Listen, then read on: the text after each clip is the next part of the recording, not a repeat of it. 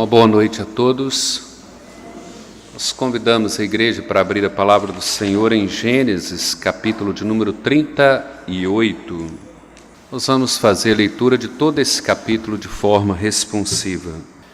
Aconteceu por esse tempo que Judá se apartou de seus irmãos e se hospedou na casa de um adulamita chamado Hira.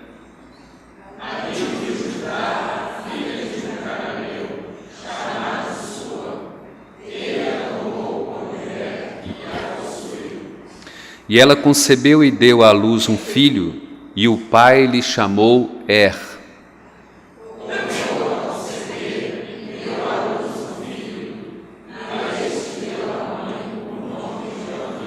Continuou ainda e deu à luz outro filho, cujo nome foi Selá. Ela estava em Quezibe quando o teve.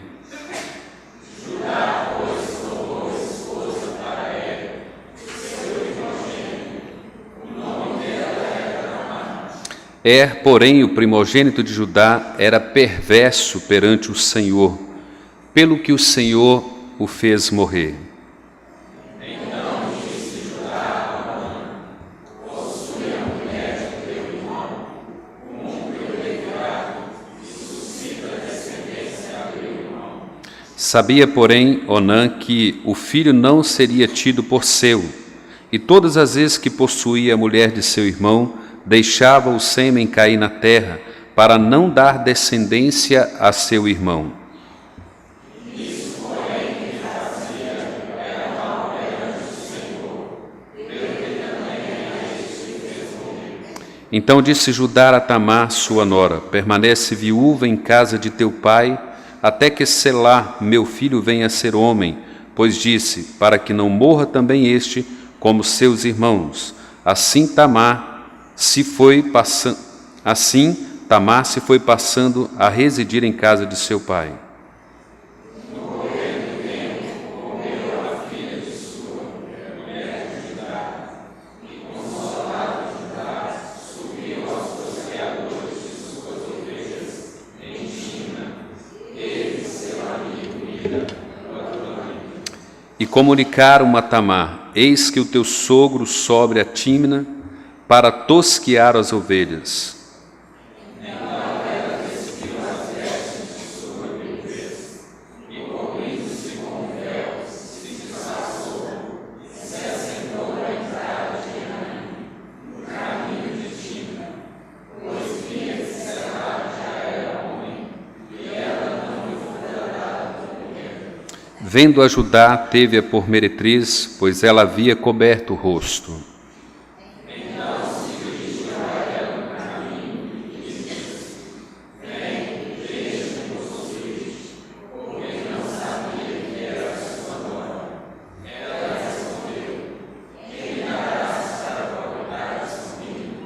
Ele respondeu: enviar-te-ei um cabrito do rebanho.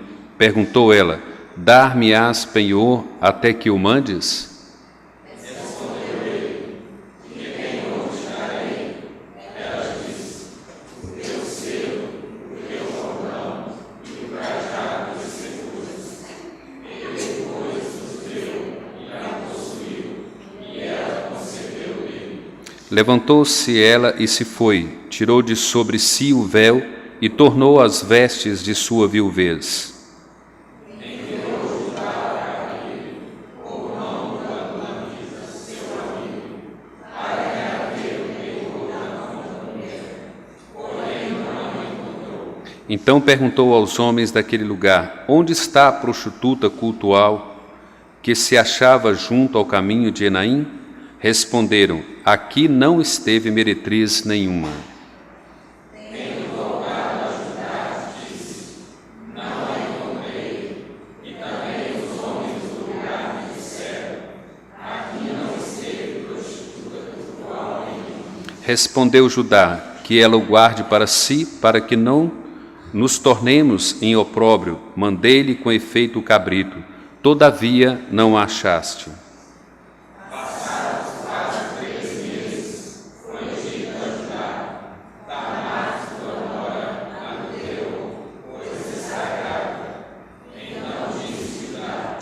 Tirai-a fora para Em tirando-a, mandou ela dizer ao seu sogro: do homem de quem são estas coisas eu concebi. E disse mais: reconhece de quem é este selo, e este cordão, e este cajado? Reconheceu Judá e disse: mais justa é ela do que eu, porquanto não havia será meu filho, e nunca mais a possuí. E aconteceu que, estando ela para dar à luz, havia gêmeos no seu ventre.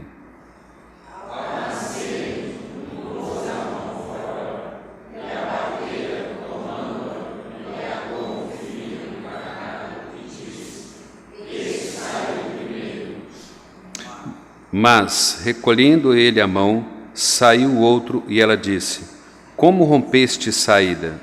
E lhe chamaram Pérez.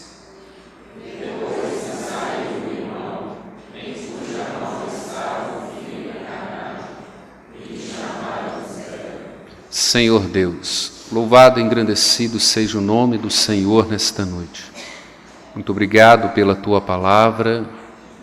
Muito obrigado, Deus, por esse momento quando nós nos aquietamos diante de Ti, na esperança, ó Pai, de que o Senhor fale através de nós e que o Senhor fale com cada um de nós, explicando, aplicando a Tua palavra ao nosso coração. Derrama sobre nós, ó Deus, um Espírito que possa quebrantar o nosso coração, possa nos dar humildade, nos dar, ó Deus, reconhecimento daquilo que somos, daquilo que Tu és e do quanto nós necessitamos de Ti. Derrama sobre nós a Tua graça, o Teu favor. Nós Te imploramos agradecidos no nome precioso do nosso Senhor e Salvador Jesus Cristo. Amém, ó Pai. Irmãos, para aqueles que nasceram na igreja, para aqueles que já passaram por alguma classe de escola dominical, provavelmente já tenham um conhecimento sobre a história de Judá e Tamar, um sogro que coabitou com a sua nora e assim ela teve filhos. E essa é a história, basicamente, de Judá e Tamar. E dentro dessa história, dentro desse texto, nós temos aqui a expressão, a revelação de Deus mostrando quão grande é a predisposição do povo dele para se corromper. Como que o povo de Deus tem uma predisposição para a corrupção. Como que o povo de Deus se corrompe de forma acelerada. E ao mesmo tempo o texto mostra a natureza de Deus, atributos de Deus. Deus é completamente santo, completamente justo, Deus é completamente misericordioso e compassivo para com o seu povo, para com os pecadores. E hoje nós temos esse tema para pensar, irmãos, a predisposição do povo de Deus para a corrupção e a natureza de Deus, sua santidade e sua graça, demonstrada então na vida de pecadores. E para a gente entender basicamente o que nós vamos falar, a predisposição do povo de Deus, corrupção. A natureza de Deus, a sua santidade e a sua graça. No primeiro ponto que nós vamos trabalhar, a predisposição do povo de Deus, que é a corrupção, nós vamos perceber claramente que há uma degradação do ser humano com muita facilidade. É como que se o povo de Deus, o ser humano com a sua própria natureza, ele tem uma facilidade enorme para se corromper. É como que descendo ladeira abaixo ou caindo num precipício, num abismo, um abismo chama outro abismo, e a gente percebe que parece que há uma progressão nessa queda. E ele mostra claramente aqui que há passos, a serem tomados que conduz o homem ou o povo de Deus a essa corrupção. Então, essa predisposição para a corrupção, ela segue algumas decisões, algumas escolhas, alguns princípios que nós escolhemos para a própria vida. E o primeiro deles seria distanciar-se do povo de Deus. O pontapé inicial para que seja laçado pela corrupção ou se entregue a bel prazer da corrupção, o primeiro passo que nós tomamos é distanciamos do povo de Deus. Esse é o maior problema que nós escolhemos e tomamos como decisão na vida. À medida que nós vamos distanciando de Deus ou do povo de Deus, nós vamos sendo laçados pela corrupção. E nesse degrau, nessa escala, existe o segundo, que é casar-se com o povo fora do povo de Deus. Casar-se com pessoas que não pertencem à linhagem do povo de Deus. Então, você distancia, você casa-se com pessoas que não são do povo de Deus, que não pertencem ao povo de Deus. E aí você chega na realidade da corrupção, que é conformar-se, tomar a forma dessa cultura pagã, dessa sociedade pagã, dessa sociedade corrupta. Então, a predisposição para a corrupção segue isto. Você distancia-se de Deus, você casa-se com pessoas que não pertencem ao povo de Deus e você se conforma com a cultura e com a sociedade pagã, tomando a forma, vivendo de conformidade com essa cultura pagã ou com essa sociedade pagã. E depois nós temos o segundo ponto, que é a natureza de Deus, a sua santidade e a sua graça. A santidade de Deus significa que Ele julga pecadores e Ele disciplina o seu povo. A santidade de Deus requer isso. Deus não tolera pecado. Deus disciplina o seu povo, Deus julga o seu povo, Ele condena, Ele mata pessoas. Contudo, a natureza de Deus também revela a sua graça. Por causa de Cristo, Ele mostra favor àqueles que merecem julgamento. Aqueles que merecem condenação eterna, Deus assim manifesta graça e misericórdia sobre cada um de nós. Essa história de Judá e Tamar, às vezes nos leva a pensar da seguinte forma: como que Deus pega a história deste homem e publica isso? E torna isso público, e faz com que isso seja registrado. Você já imaginou Deus pegando a minha história, a sua história, de fracasso, de corrupção, de pecado, e fazendo com que ela se torne pública, e que todos tomem conhecimento da nossa fraqueza, do nosso erro e do nosso pecado? É interessante que quando nós erramos, quando nós fracassamos, quando nós tropeçamos, nós queremos segredo, nós queremos sigilo, nós não queremos ser colocados publicamente, nós não queremos que os nossos pecados sejam comunicados à igreja. E Deus faz exatamente ao contrário. Ele pega o pecado de Judá e Tamar e faz com que ele seja registrado para toda a história da humanidade.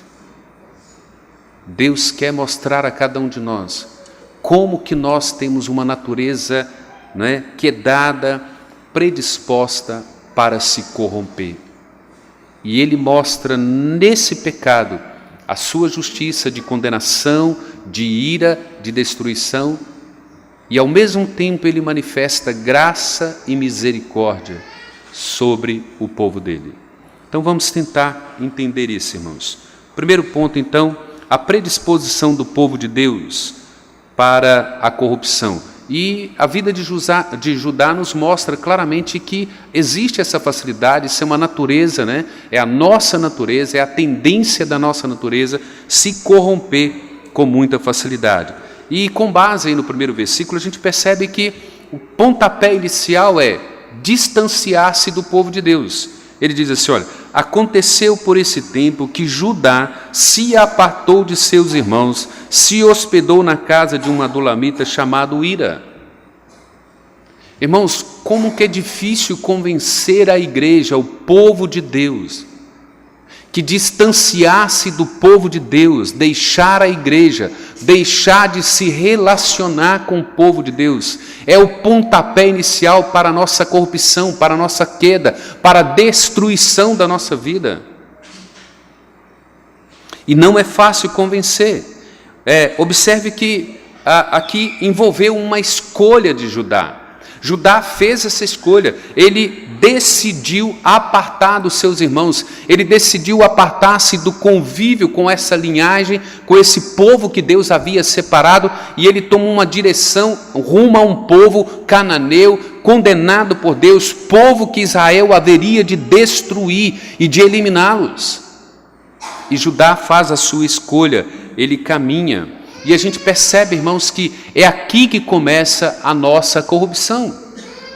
Todas as vezes que nós decidimos dar prioridade ao mundo, escolher as melhores amizades do mundo, pessoas ímpias, pessoas mundanas, desde o momento em que nós deixamos de nos relacionar com o povo da igreja, conviver com o povo de Deus, com o corpo de Cristo, e nós fazemos uma opção de caminhar para o mundo e de distanciar do povo de Deus. Nós falamos isso num de outros sermões. A facilidade que nós temos na igreja, dos nossos filhos, das famílias, tomarem uma decisão de terem amigos primários, amigos mais chegados do que irmãos, fora da igreja, fora do corpo de Cristo, e se associa ao mundo. O texto mostra claramente que essa foi a escolha de Judá. Ele decidiu deixar os seus irmãos, se afastar e conviver com um povo mundano, ímpio, abandonando assim essa linhagem do povo de Deus. O que acontece, irmãos? Não demora muito, à medida que você distancia do povo de Deus, à medida que você tem mais amigos no mundo do que na igreja, à medida que você tem mais programações, mais envolvimentos no mundo do que na igreja, não demora muito, o seu estilo de vida será igual o desse mundo, dessa cultura, dessa sociedade. Os seus pensamentos passam a ser moldados e formados segundo o curso deste mundo, segundo a sociedade e a cultura pagã deste mundo. E nós vamos olhando, olha a linguagem, às vezes você percebe as pessoas chegando numa igreja com uma linguagem não cristã, pessoas contando piadas, pessoas fazendo críticas, pessoas difamando, pessoas destruindo, pessoas taxando, rotulando, como o mundo faz. E rapidamente, nós percebemos que o aspecto moral dessas pessoas que deixam de ter comunhão com a igreja, que se distanciam do povo de Deus, se distanciam da igreja, o aspecto moral dela entra em degradação. Olhe para as roupas, olhe os lugares frequentados, olha o linguajar, olha a conduta, olha a mentira. E a gente percebe como que vai tomando a forma do mundo de uma forma muito sutil, muito lentamente. Na hora que você percebe, você olha assim, gente, não pode ser crente, não pode. Eu olho para a vida dele, eu olho para o pensamento dele, para a linguagem dele, para a moral dele, e eu não posso acreditar que ele ainda é crente. E é assim que aconteceu.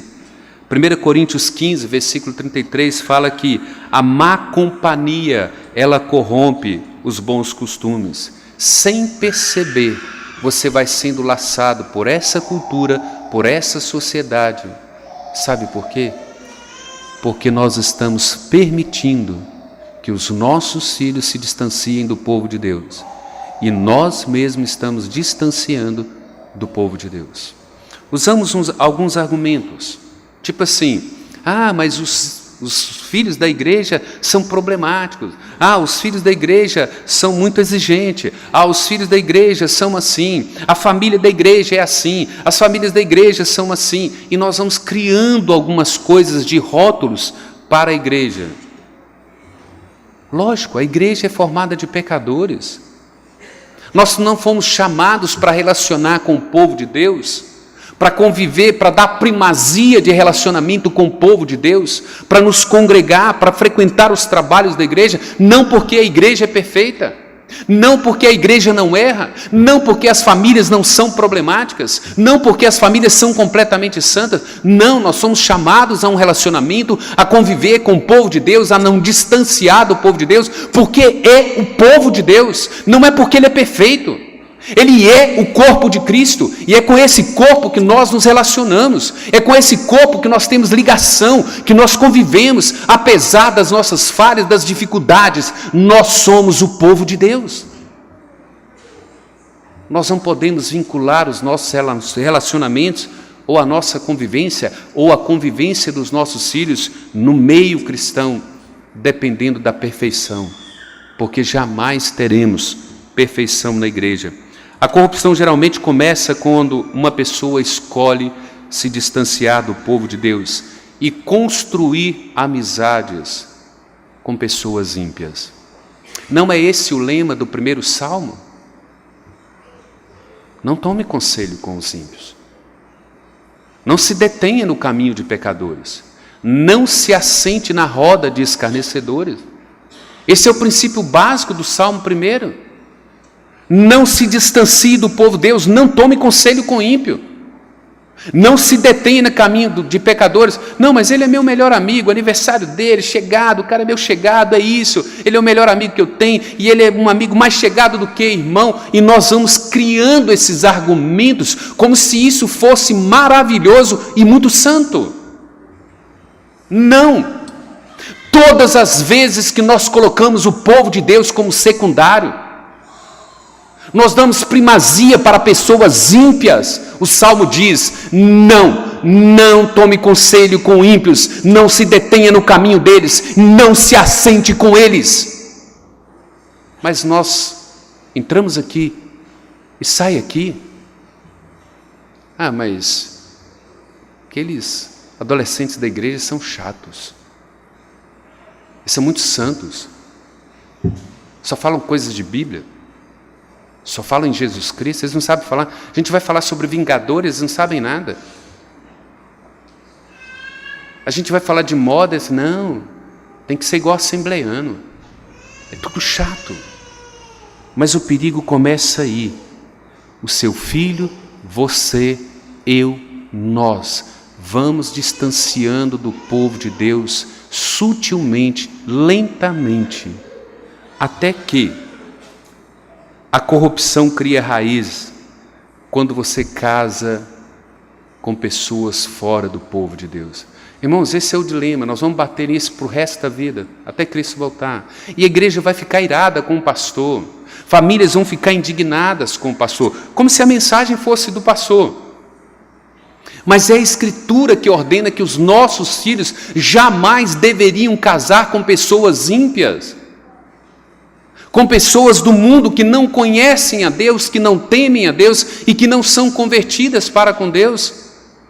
É a Escritura que diz isso. Olha para o versículo de número 2.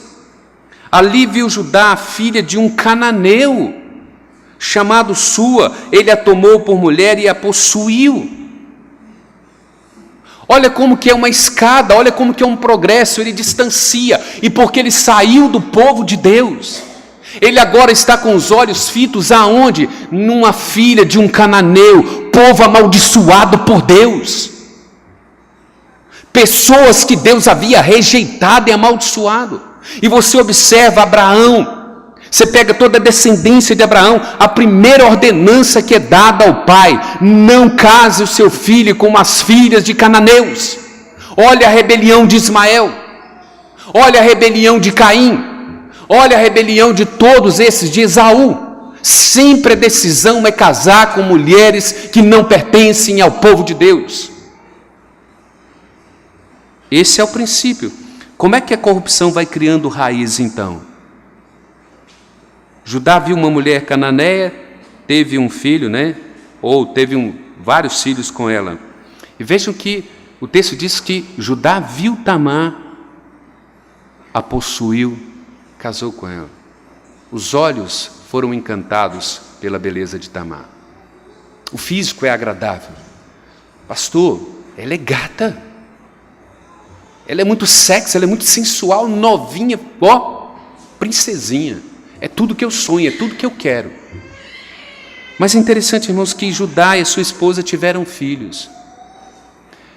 Judá não tinha noção de que ele estava, de fato, chancelando, de que seus filhos seriam ímpios, mundanos. Essa é a prerrogativa primária. Deus não tem o compromisso de salvar os filhos daqueles que desobedecem a Ele. Porque o compromisso está debaixo de pacto, está debaixo de aliança, está debaixo de obediência a Ele. E a primeira regra é: os filhos de Judá e Tamar seriam ímpios, seriam malignos, corruptos. E é só olhar para o texto. O que descreve aqui sobre um homem perverso, mau. E o que Deus faz com ele? Mata-o. Quem era Onã? Também perverso, fazia as coisas que Deus abominava. O que Deus fez com Onã? Matou. É assim que Deus trabalha. Nós achamos que Deus mudou e que agora no pacto da graça Deus não olha mais para essas coisas. Não cometa tal loucura. Não faça tal loucura. E Onã fizeram tão mal diante de Deus que Deus os matou. O interessante é que o diabo tem usado isso durante séculos, irmãos, dentro da igreja. Ele tem levantado pessoas da família da fé, povo de Deus, e tem levado homens e mulheres a casarem com pessoas mundanas. Qual que é o objetivo de Satanás? Destruir a piedade da família da aliança, contaminar a família da aliança, injetar na família da aliança pessoas ímpias, pessoas mundanas. Essa é a estratégia de Satanás. Contaminar a aliança, a família da aliança, a família da promessa. E nós temos feito essa escolha, nós temos nos sujeitado a essas escolhas. E não são poucos os filhos que fazem essa escolha. O versículo 6 diz assim: olha, Judá, pois, tomou esposa para o seu primogênito, e o nome dela era Tamar. Olha como que é uma degradação. Não só Judá escolhe uma esposa, dessa forma, dessa natureza, como agora ele está escolhendo uma filha, uma esposa para o seu filho, e ele escolhe também uma pessoa mundana. Vocês percebem que a coisa é sutil, é gradativa, e nós vamos tomando a forma. A gente distancia, a gente casa, e a gente acaba tomando a forma. E aí nós nos conformamos com o mundo. Hoje, um crente casar com não um crente virou moda, padrão. Não tem mais problema. Isso é ordenança em toda a Escritura. Não faça isso, não faça isso, não faça isso e não faça isso. É toda uma ordenança da Escritura. Mas nós não queremos sujeitar a isso, não é? Observem, Tamar não treinou, a esposa de Judá não treinou seus filhos para obedecerem a Deus. E porque ela não treinou seus filhos no caminho de Deus, Deus os matou. Uma mulher ímpia, um homem ímpio, ele não vai treinar os seus filhos no caminho do Senhor. Lembra o que Moisés escreve em Deuteronômio capítulo 6? Essas palavras que hoje eu te ordeno, elas estarão no teu coração, e tu as inculcarás a teu filho. Como é que ímpio, mulher ímpia, homem ímpio, tem palavra de Deus no coração para inculcar aos seus filhos? Não tem, não há esperança. Então, se você é solteiro, é crucial que você espere um companheiro ou uma companheira no Senhor. Espere, saiba esperar o tempo de Deus e a pessoa de Deus. A predisposição do povo de Deus para a corrupção, ela se torna realidade, porque nós passamos a viver de conformidade com uma geração, com uma cultura, com a sociedade pagã deste século. Do versículo 12 até o versículo 19 é a história de Judá e Tamar. Tamar era nora de Judá e agora os 2 filhos, né? O primeiro marido dela, que era havia morrido, então Judá dá uma ordem a Onã para que coabite com essa mulher, para que dê uma descendência. Mas ele assim, olha, esse negócio não vai funcionar comigo, porque o filho não será dado como meu, será dado como do meu irmão, e eu não quero isso. E ele começa a desobedecer a lei do levirato, que está lá em Deuteronômio. Era uma lei, ele tinha que fazer isso, era uma ordenança, mas ele simplesmente rejeitou. E o que acontece? E ela então não tem filho. O filho prometido que seria dado a ela, que Judá disse, olha, quando Selá se tornar homem maduro, homem para casar, eu o darei a você e você casa com ele. Mas Judá não cumpre a sua palavra. Vejam como é que é a associação com a conformidade do mundo. O que Tamar pensa?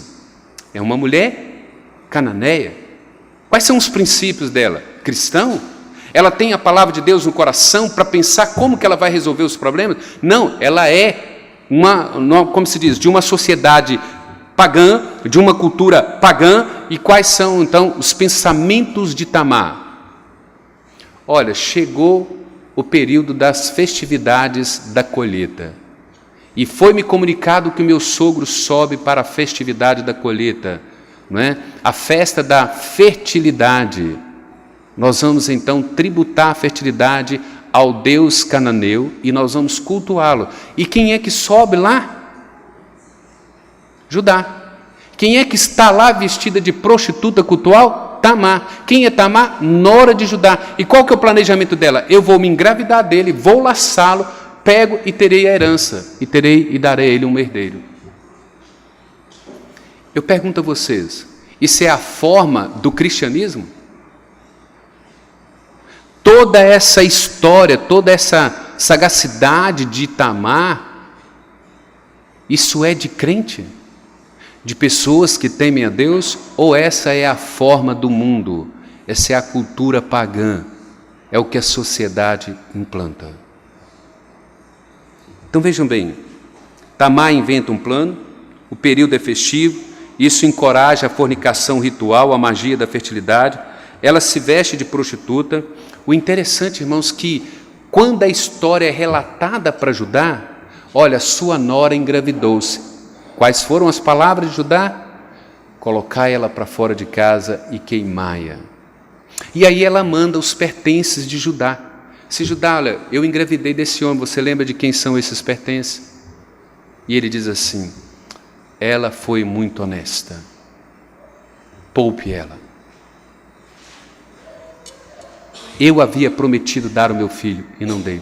Observe que em momento algum, Judá esclarece que o que ele havia feito era pecado.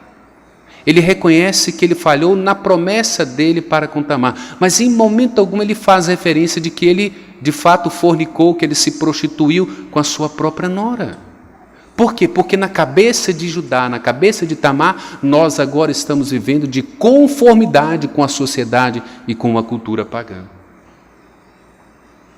E é assim que somos laçados, e é assim que os nossos filhos são laçados. A história de José no capítulo 39 vai mostrar que a pureza é possível, mesmo em face de uma cultura e de uma sociedade pagã. José vai se manter íntegro, fiel a Deus, temente a Deus, desviando do mal. O capítulo 39 mostra, é possível estar numa sociedade corrompida, numa cultura pagã corrompida. É possível viver nessa sociedade, nesse mundanismo todo que está aí fora, e ainda preservar uma pureza moral, uma santidade. Quais são as regras? Não se distancie do povo de Deus. Não case com pessoas fora do povo de Deus. E não se conforme com essa sociedade e com essa geração. Porque Judá e Tamar se conformaram com aquela cultura pagã. E tomaram o padrão daquela cultura pagã. Segundo lugar, irmãos, a natureza de Deus, sua santidade e sua graça.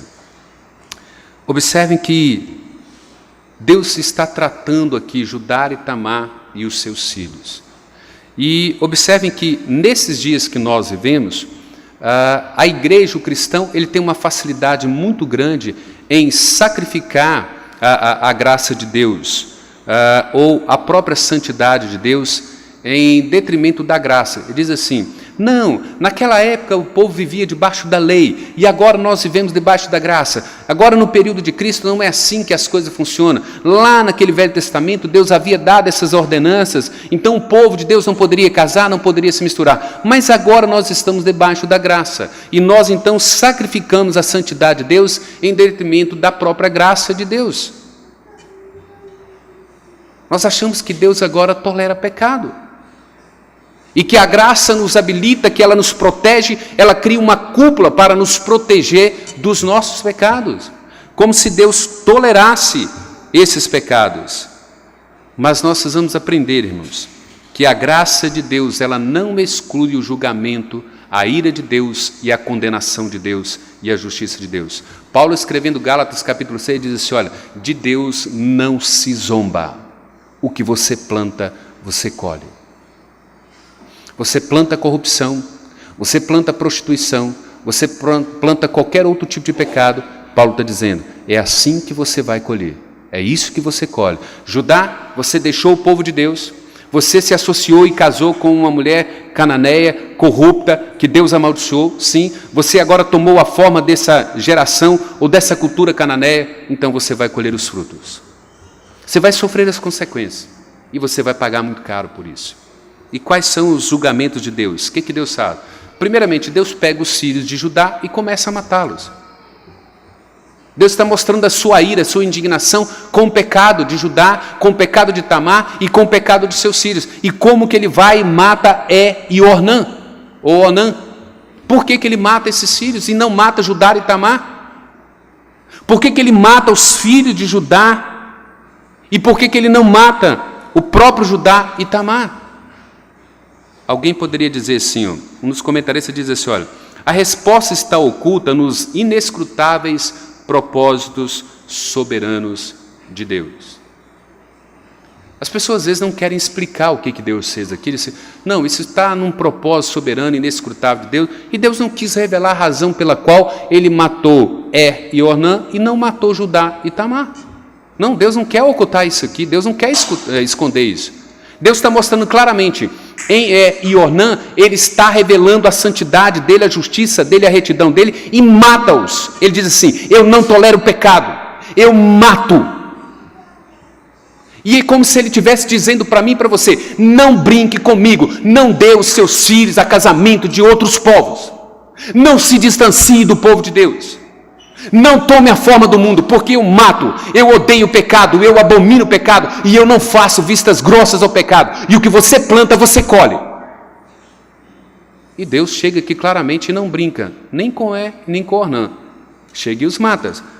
Mas se você pergunta assim, mas e com Judá e Tamar? O que aconteceu? Se você diz que Deus é justo, que Deus é santo, que Ele manifesta a ira dele, que Ele pune o pecado, que Ele não tolera pecado, o que está inescrutável, o que está escondido aqui que nós não sabemos, por que ele poupou Judá e Tamar? Não, ele pune o pecado de Judá, ele pune o pecado de Tamar, ele derrama a sua ira, ele derrama a sua indignação por causa do pecado de Judá e de Tamar. Mas ele faz isso na pessoa do seu filho. Não pense você que ele inocentou Judá e Tamar. Ele só não matou Judá e Tamar, porque no propósito soberano de Deus, ele havia determinado que ele iria cobrar o pecado de Judá e Tamar no seu filho chamado Jesus Cristo, na cruz do Calvário. Então não é nada inescrutável, não é nada escondido a razão pela qual ele mata e Ornã, porque ele diz assim, não são meus eleitos, não são meus escolhidos, e sobre ele eu revelo a minha santidade, a minha ira, a minha justiça, e os mato. Mas sobre Judá e Tamar eu vou revelar a minha graça, a minha compaixão, e vou perdoá-los porque eu vou puni-los em Cristo. Eu vou derramar a minha ira, satisfazer a minha santidade e a minha justiça em Cristo. O meu filho substituirá Judá e Tamar, e eu vou matar o meu filho por causa do pecado deles. Deus não faz questão de ocultar nada, pelo contrário, Ele faz questão de revelar a santidade, a justiça e a sua graça. E aqui, irmãos, nós podemos contemplar claramente a graça de Deus na vida de Judá e Tamar. Quando você chega lá no versículo 27, o texto diz que aconteceu que, estando ela para dar à luz, havia gêmeos no seu ventre. Vocês percebem o propósito da eleição novamente. Quem é que estava nascendo primeiro? Zera. Mas ele volta. E quem é que nasce? Pérez. Quem é Pérez? Vai lá para Mateus, 1º capítulo, versículo 3. De Judá, Tamar deu à luz Pérez. Pérez deu à luz, e deu à luz, deu à luz, e ele deu à luz a Jesus Cristo. Vocês estão vendo a graça de Deus? É assim que Deus trabalha com o eleito. Ele o justifica em Cristo. Deus pega uma raça completamente podre, que errou, que falhou, e Ele vem e faz a sua graça operar de forma soberana, e pega Judá e pega Tamar, apesar de tanto pecado, apesar de uma degradação que eles fizeram. E Deus estabelece que da linhagem de Pérez virá Jesus Cristo, aquele que iria substituir o seu pai, a sua mãe e ele mesmo e toda a sua descendência na cruz do Calvário. Isso é a graça de Deus. Deus revela a sua graça nesse capítulo mostrando isso. Olha, Pérez, a descendência de onde viria o Redentor, aquele que haveria de nos substituir na cruz do Calvário. Jesus Cristo é o descendente de Judá através de Tamar. Ele morreria como substituto dos pecadores. Ele iria quitar toda a dívida de Judá e Tamar, toda a minha dívida, toda a sua dívida, nesse filho, nesse descendente. Jesus é o santo, punido, crucificado, não é? Para pagar os pecados de Judá e Tamar. Então, às vezes a gente pensa, olha, Deus disciplina os filhos de Judá com justiça, com ira e os mata. E o que Deus fez com Judá e Tamar? Ele também os puniu com ira, com justiça, mas matou seu filho. E não Judá e Tamar. Para mostrar o quê? Que a graça é a demonstração do amor de Deus, do favor de Deus para com pessoas que não merecem o seu perdão, que não merecem o seu favor. E Deus faz isso de forma graciosa, de forma generosa. E Ele mostra nessa linhagem que Judá e Tamar foram tratados na descendência, na pessoa do Senhor Jesus Cristo. O que nós temos que pensar aqui, irmãos? Observem isso. Nós todos somos propensos à corrupção. Isaías 53, versículo 6 diz assim, olha, todos nós como ovelhas nos desviamos, cada um de nós voltou-se para o seu próprio caminho, mas o Senhor fez cair sobre Cristo a iniquidade de todos nós. Todos nós andamos como ovelhas desgarradas, procurando o próprio umbigo, procurando o próprio caminho, fazendo as nossas próprias escolhas. Essa é a nossa tendência natural, corrupção.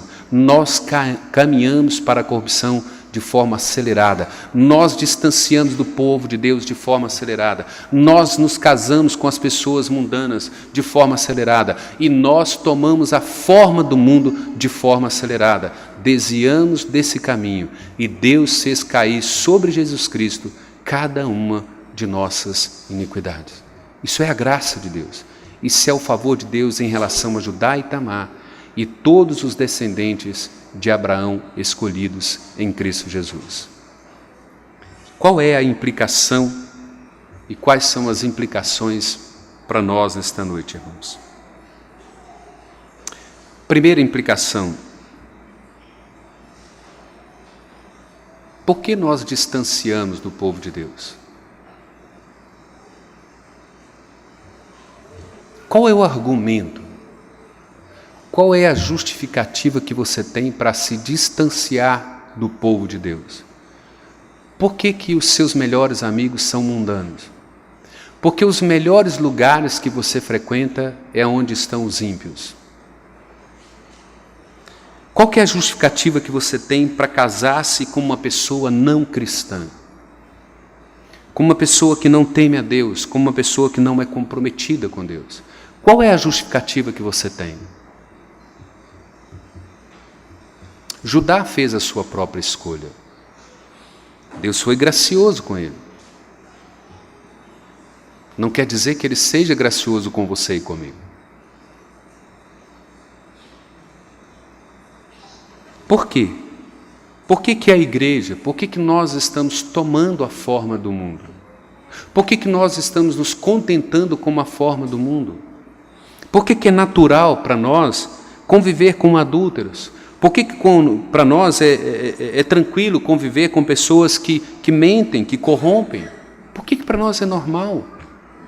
O Salmo nos adverte: não tome conselho com essas pessoas, não se detenha no caminho dessas pessoas, não se assente com essas pessoas.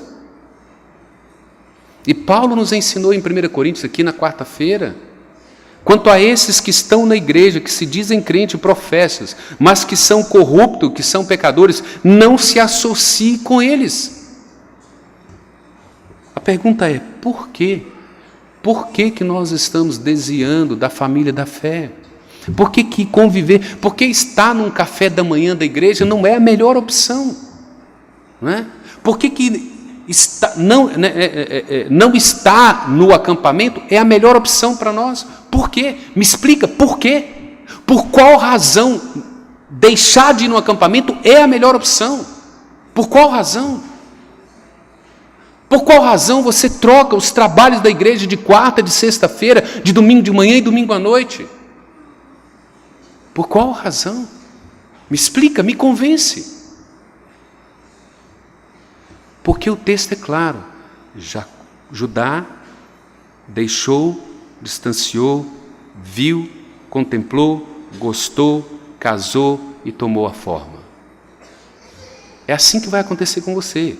É assim que vai acontecer comigo, à medida que eu me distancio, à medida que eu procuro casar com o mundo e à medida que eu passo a me conformar com esse mundo.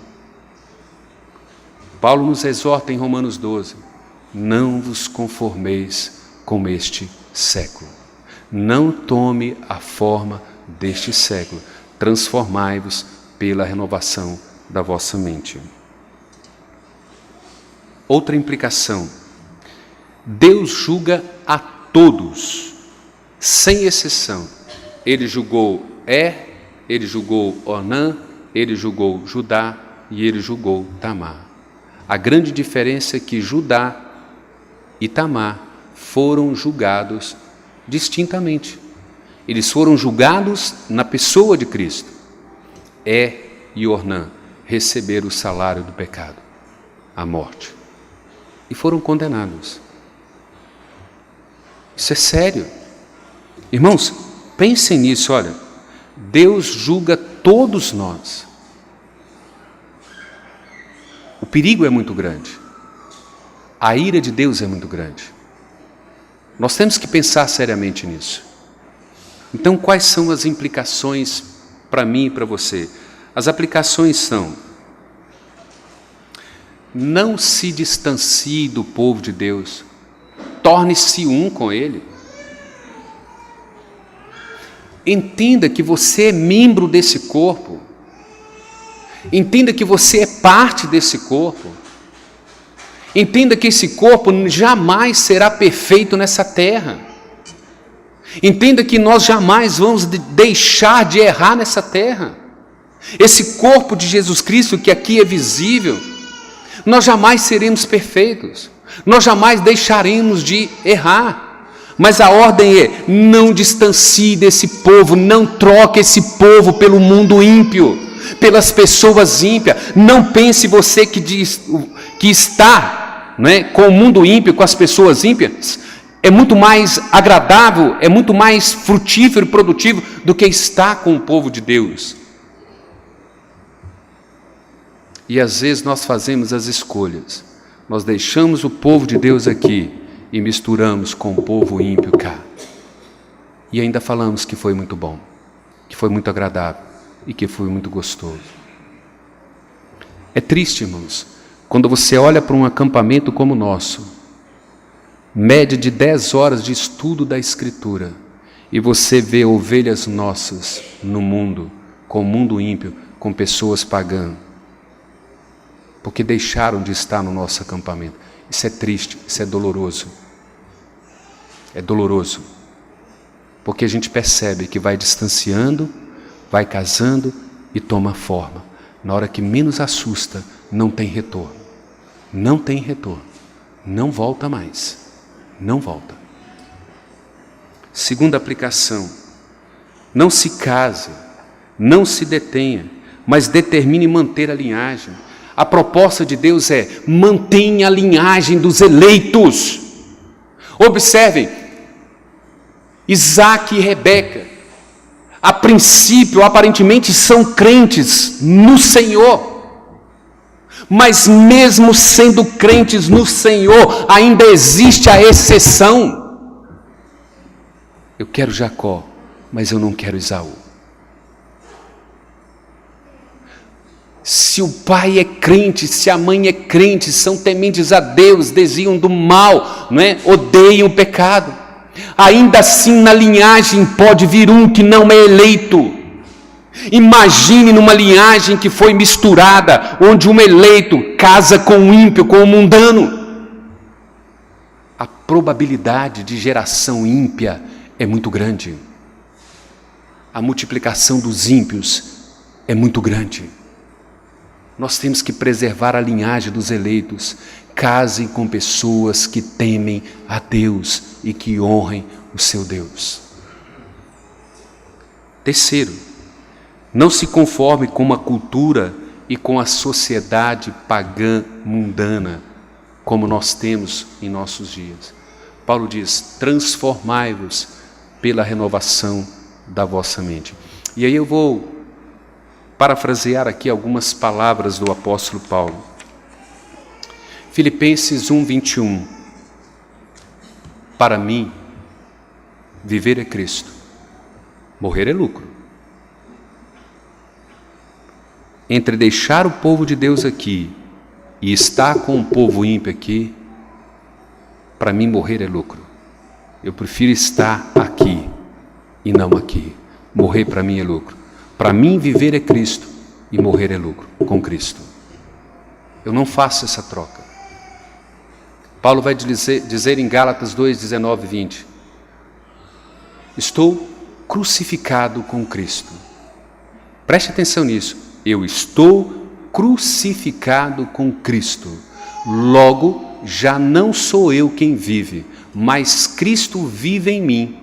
E esse viver que agora eu tenho na carne, eu vivo pela fé no Filho de Deus, o qual me amou e a si mesmo se entregou por mim.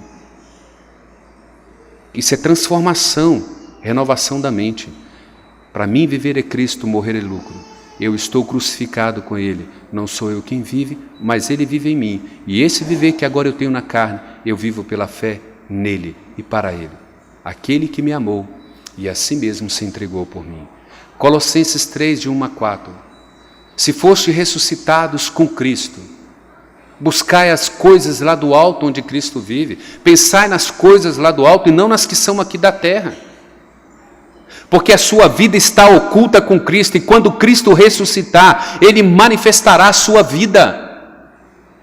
E o versículo 5 diz: fazei, pois, morrer a vossa natureza terrena, mate a si mesmo. Colossenses 3:12 diz assim: revesti-vos como eleitos de Deus, de ternos afetos de misericórdia, bondade, longanimidade, mansidão e domínio próprio. É assim que vive um eleito. Ele não distancia do povo de Deus. Ele não casa-se com o mundo e ele não toma a forma do mundo. Nós convidamos a igreja a se colocar de pé e nós vamos orar encerrando. Senhor Deus, nós conclamamos, ó Pai, a Tua misericórdia sobre nós. Nós sabemos, ó Deus, qual é a propensão da nossa natureza. Corrupção, ó Pai. Não permita, ó Pai, que a nossa mente seja como a mente de um pelagiano ou semi-pelagiano que diz que há uma luz lá dentro do nosso coração, que nós não somos tão mal assim. e que em um dado momento da vida nós vamos despertar e nós vamos melhorar e nós vamos de fato viver uma vida santa com o Senhor. Não, Pai, isso não é verdade. A propensão da nossa natureza é para o mal. Nós somos depravados, nós somos corrompidos por natureza. É a Tua graça, é a Tua justificação em Cristo que nos tira desse estado, Pai, dessa condição. Nos habilita, ó Pai, a viver uma vida de santidade, uma vida de piedade. Ajuda-nos, ó Deus, a olhar para a natureza do Senhor, a Tua santidade e a Tua graça. E de fato, Deus, lutar contra essas ciladas.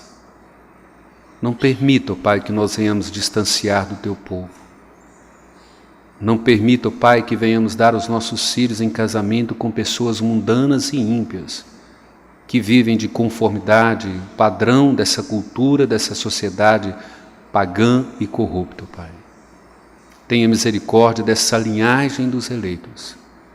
Tenha misericórdia de cada um de nós e nos preserve em plena santidade, em obediência a Ti, ó Pai. Nós imploramos ao Senhor, nós Te suplicamos, nós Te agradecemos, ó Deus. No nome do Senhor Jesus. Amém, ó Pai.